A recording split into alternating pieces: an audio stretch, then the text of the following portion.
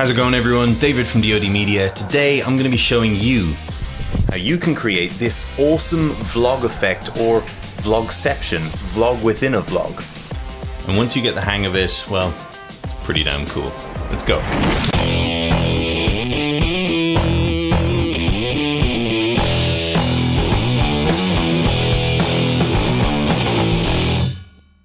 So the whole premise of this VLOGception kind of trick is pretty simple. You just need to know what you're going to say. Not only does it flow smoothly, not only does it happen really smoothly, but it actually still advances your narrative. Now, I've also seen people use this as a mechanism to comment on a video as a kind of addendum note. When they realize they've made a mistake or missed something out in the video, they'll pull out of the screen, talk, say, actually what I meant to say was this, and then shoop, right back into it. All right, so let's jump into Premiere Pro and I'll show you how I made these transitions happen. But one thing to note before we do that is really that this is a practical transition. This is based on how I've shot this. There's no preset that can do this for you that will look good. So it's really, really, really important that you plan your shots well, that you think about the storyboard of how you're going to shoot your shots sequentially, because you're going to need to have a frame from the previous shot used in a frame from the next shot. So it's not like you can shoot the second shot first and then go back to the first shot. It just won't work. So just bear that in mind if you're planning, don't know what I'm doing. So just bear that in mind if you're planning on using this kind of mechanism.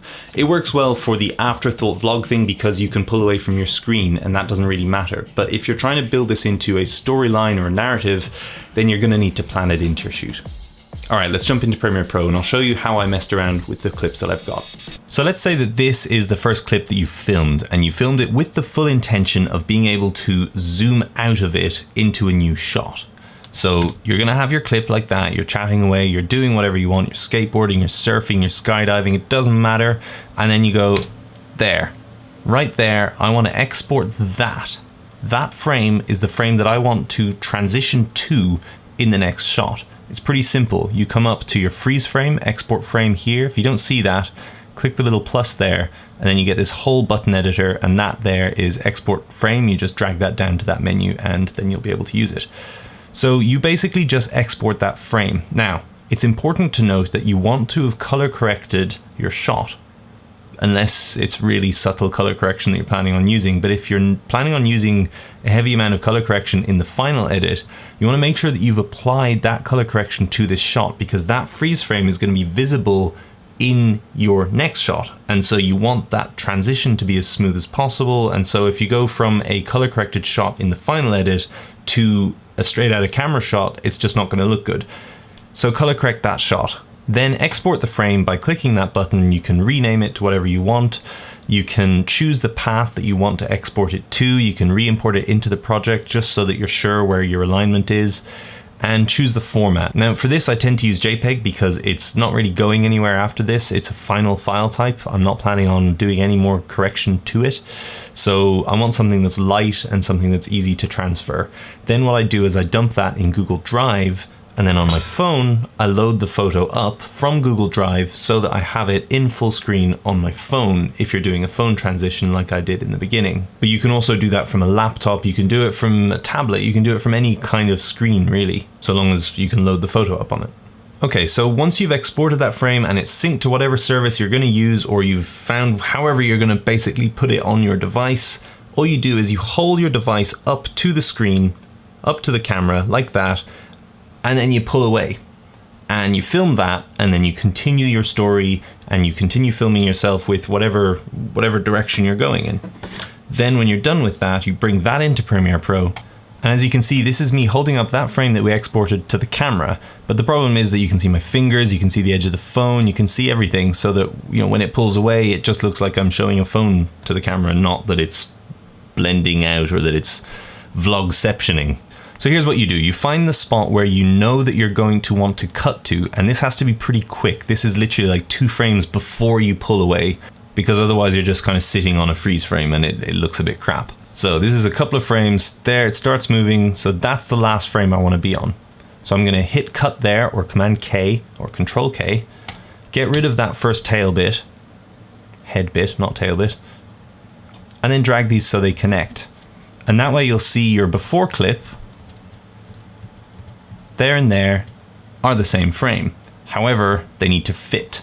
So then you come up to your effect controls on your second clip, go forward 3, 4, 5 frames, whatever you think fits, hit the position, the scale, and the rotation keyframes, then go back to the beginning of the clip and hit some keyframes there as well. And that way we have keyframes that we're gonna change, and then it goes back to the original keyframe framing of your clip within 4 or 5 frames. All right, and now on these first frames, what we're gonna do is mess around with the picture so that it fits, so that it superimposes with the first clip. So let's go maybe, I don't know, 73%. We'll drag this to the left and down.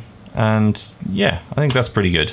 And now if you just skip between them, they overlay pretty well. Nice. And if we watch this through,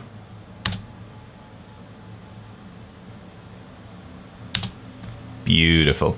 And it doesn't matter if the two don't align perfectly, because the point of having it happen within a couple of frames, within 3 frames, is that it's going to be so quick to the naked eye when it's playing back at 24 or above frames per second, you're not going to notice it. It's only when you're scrolling through frame by frame that you see these transitions really for what they are.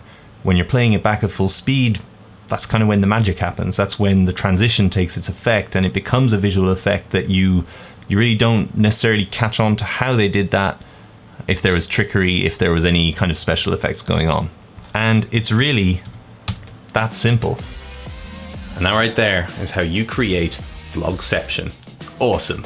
All right, thank you for watching. Give it a thumbs up if you liked what you saw and if you feel like you learned something, and hit that subscribe button to get more videos from me at dodmedia, and the little bell there will notify you when one comes out. Leave a comment in the comment section. I would love to hear from you. If you have any questions, if you have any comments, if you have anything at all to say, let me know. I'll see you in the next video.